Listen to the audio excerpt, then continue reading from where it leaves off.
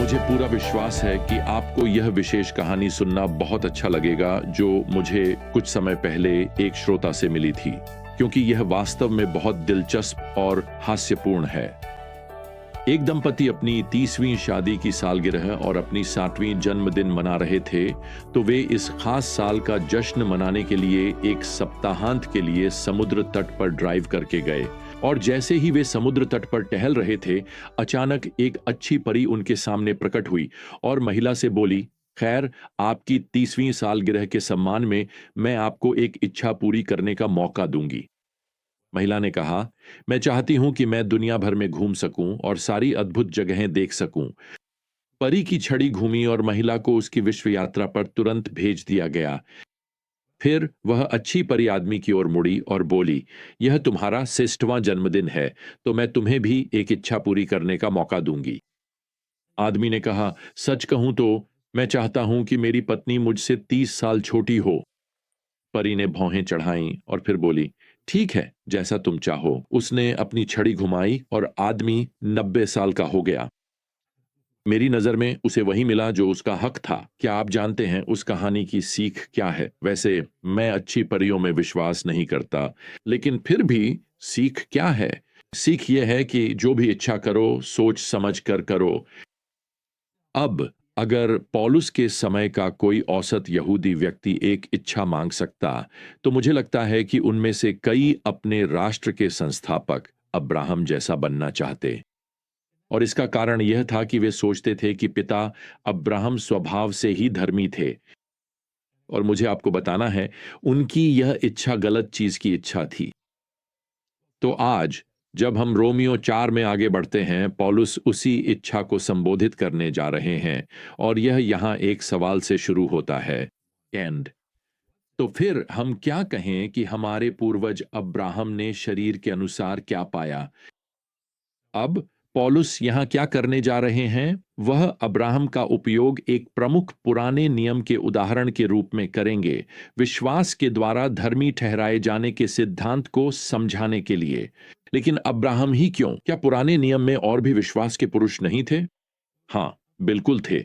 लेकिन मेरा मानना है कि कम से कम 5 कारण हैं जिनकी वजह से परमेश्वर का आत्मा पौलुस को अब्राहम को उदाहरण के रूप में इस्तेमाल करने के लिए प्रेरित कर रहा है। पहला, अब्राहम पौलुस के इस पत्र को रोमियो को लिखने से 2000 साल पहले जीवित थे। तो पौलुस प्रभावी रूप से उस दावे का खंडन कर रहे हैं कि वे कोई नई शिक्षा दे रहे हैं। यह परमेश्वर की छुटकारे की योजना थी, प्रियजनों, और यह अब हजारों साल पुरानी है। दूसरा कारण कि पौलुस अब्राहम का उपयोग करते हैं वह यह है कि अब्राहम परमेश्वर की चुनी हुई प्रजा के पूर्वज थे। अब्राहम से ही इब्रानी लोग उत्पन्न हुए। इसलिए अब्राहम का परमेश्वर के साथ जो संबंध था, वही उसके सभी वंशजों यहूदी लोगों के लिए आज तक सत्य होना चाहिए।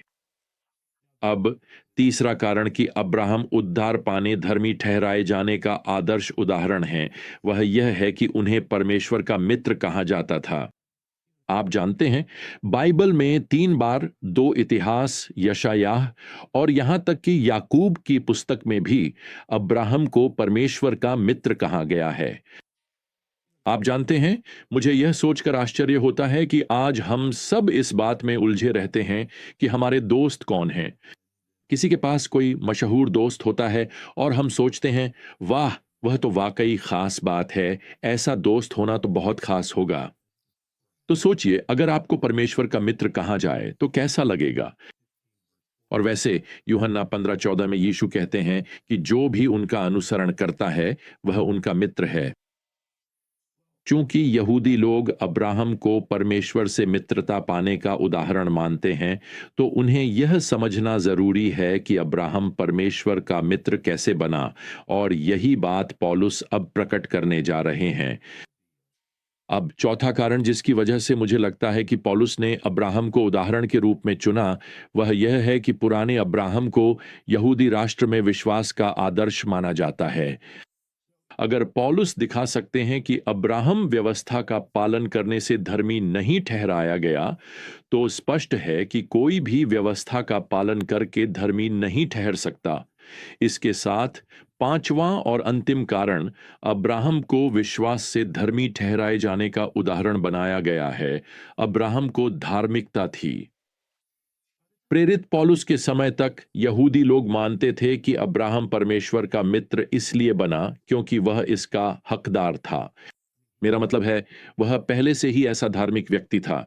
आप जानते हैं, मुझे लगता है कि आज बहुत से मसीही लोग सोचते हैं कि परमेश्वर उनसे तभी प्रेम करता है जब वे नियमों का पालन करते हैं, जब वे कोई गलती नहीं करते, जब वे एक भी दिन की भक्ति नहीं छोड़ते, या जब वे एक अच्छी कलीसिया में जाते हैं और कभी भी सभा नहीं छोड़ते। तो तब परमेश्वर आपसे प्रेम करेगा, तब आप उसके मित्र बन सकते हैं। आप तभी उसके मित्र बन सकते हैं जब आप विश्वास योग्य हों। यहूदी लोग भी इसी तरह सोचते थे। उन्हें सिखाया गया था कि अब्राहम परमेश्वर के चुने हुए लोगों के पिता हैं क्योंकि वह इसके योग्य थे और वे चाहते थे कि वे भी उनके जैसे बन सकें। तो इसे ध्यान से समझिए। यहां पौलुस जो करने जा रहे हैं वह यह है कि वे पृथ्वी पर सबसे अधिक योग्य माने जाने वाले व्यक्ति पर ध्यान केंद्रित करेंगे, जिसे उद्धार के योग्य समझा जाता है। अगर कोई परमेश्वर का मित्र बनने का हकदार है तो वह अब्राहम है। इसके बजाय पौलुस यहां से लिखना शुरू करते हैं 2, क्योंकि यदि अब्राहम अपने कामों से धर्मी ठहराया गया तो उसके पास घमंड करने का कारण है, लेकिन परमेश्वर के सामने नहीं। क्योंकि शास्त्र क्या कहता है? अब्राहम ने परमेश्वर पर विश्वास किया और यह उसके लिए धार्मिकता के रूप में गिना गया। अब जो काम करता है उसकी मजदूरी उसे उपहार के रूप में नहीं बल्कि उसके हक के रूप में दी जाती है। और जो काम नहीं करता परंतु उस पर विश्वास करता है जो दुष्टों को धर्मी ठहराता है, उसका विश्वास उसके लिए धार्मिकता के रूप में गिना जाता है। वैसे प्रियजनों, इस पाठ में एक वाक्यांश है जो हर झूठे धर्म और झूठी कल्पना को चूर चूर कर देगा। यहीं तीसरी आयत में मुझे इसे फिर से पढ़ने दीजिए, क्योंकि शास्त्र क्या कहता है अब मैं आपको बताना चाहता हूं। परमेश्वर की उद्धार की योजना के बारे में सच्चाई इसी प्रश्न पर आकर टिकती है, बाइबल क्या कहती है? आप परमेश्वर के मित्र कैसे बन सकते हैं? बाइबल क्या कहती है? आपके पाप कैसे क्षमा हो सकते हैं? तो बाइबल क्या कहती है? क्या क्या परमेश्वर आपसे केवल तभी प्रेम करेगा जब आप सभी नियमों का पालन करेंगे? तो बाइबल क्या कहती है? आप जानते हैं, जितना अधिक आप बाइबल की बातों से दूर होते जाते हैं उतने ही अधिक आप शैतान की बातों के शिकार बन जाते हैं। और मैं आपको बता दूं, वह एक गरजता हुआ सिंह है जो किसी को निगलने के लिए इधर उधर घूमता रहता है। आप इसे बदनाम करना या हतोत्साहित करना भी कह सकते हैं। पहला पतरस अध्याय 5 पद 8। तो बाइबल अब्राहम के बारे में जो परमेश्वर का मित्र था क्या कहती है? तो एक बात के लिए पौलुस यहां पद 2 में कहता है कि देखिए, उसके पास घमंड करने का कोई कारण नहीं है। दूसरे शब्दों में, अगर अब्राहम अपने कामों से धर्मी ठहराया गया होता, जो कि असंभव है, तो उसे घमंड करने का अधिकार मिल जाता। लेकिन पौलुस यहां कहता है कि अब्राहम के पास भी घमंड करने के लिए कुछ नहीं है। पद 3 के अंतिम भाग में पौलुस कहता है कि अब्राहम की धार्मिकता उसके प्रयासों से अर्जित नहीं हुई थी। वास्तव में पौलुस यहां उत्पत्ति अध्याय 15 के पद 6 से उद्धरण देता है और वह शास्त्र यह कहता है, अब्राहम ने परमेश्वर पर विश्वास किया और यह उसके लिए धार्मिकता गिना गया। पौलुस यहां इसे अपने तर्क के रूप में दोहराता है। देखिए, परमेश्वर पापी को इसी तरह धर्मी ठहराता है। वह अपने दिव्य खाते में प्रविष्टियां बदल देता है। वह एक पापी के दिवालिया खाते में यीशु मसीह के धार्मिक खाते का श्रेय जोड़ देता है। जब आप अपना पापी हृदय परमेश्वर को देते हैं तो वह आपको यीशु का निष्पाप रिकॉर्ड दे देता है। अब यहां पद 4 और 5 में पौलुस मसीह में विश्वास और कर्मों के बीच एक अंतर प्रस्तुत करता है।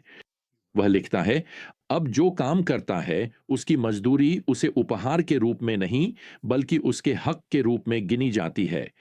दूसरे शब्दों में, आप जानते हैं, आप अपनी नौकरी करते हैं, बाहर जाकर काम करते हैं और आपको अपने के गए काम के लिए वेतन मिलता है। लेकिन पद 5 हमें बताता है कि जो काम नहीं करता बल्कि मसीह में विश्वास करता है, उसे परमेश्वर के सामने धार्मिक ठहराए जाने का उपहार मिलता है। तो अब्राहम भी इसलिए धर्मी नहीं ठहराया गया क्योंकि वह धार्मिक था, बल्कि इसलिए क्योंकि उसने परमेश्वर पर विश्वास किया। मैं चाहता हूं कि आप इन गीतों को सुने जो 1861 में लिखे गए थे। इन हाथों ने जो किया है वह मेरी दोषी आत्मा को नहीं बचा सकता। इस श्रमशील शरीर ने जो सहा है वह मेरी आत्मा को संपूर्ण नहीं बना सकता।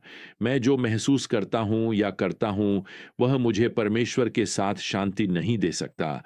मेरी सारी प्रार्थनाएं, आहें और आंसू भी मेरे भयानक बोझ को नहीं उठा सकते। केवल तेरा कार्य, हे मसीह, इस पाप के बोझ को हल्का कर सकता है। केवल तेरा लहू, हे परमेश्वर के मेमने, मेरे भीतर शांति ला सकता है। मैं परमेश्वर के मसीह, परमेश्वर के अभिषिक्त को धन्य कहता हूं।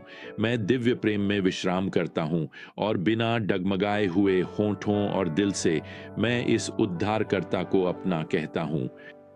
तो मुझे आपको बताने दीजिए, ये एक और तरीका है ये कहने का कि आप परमेश्वर के मित्र कैसे बन सकते हैं। और जब आप ऐसा करेंगे तो वह मित्रता हमेशा के लिए बनी रहेगी। तो जब तक हम फिर से यात्रा पर न निकलें, प्रियजनों, प्रभु यीशु मसीह का अनुग्रह, परमेश्वर का प्रेम और पवित्र आत्मा की संगति आप सभी के साथ बनी रहे। आमीन।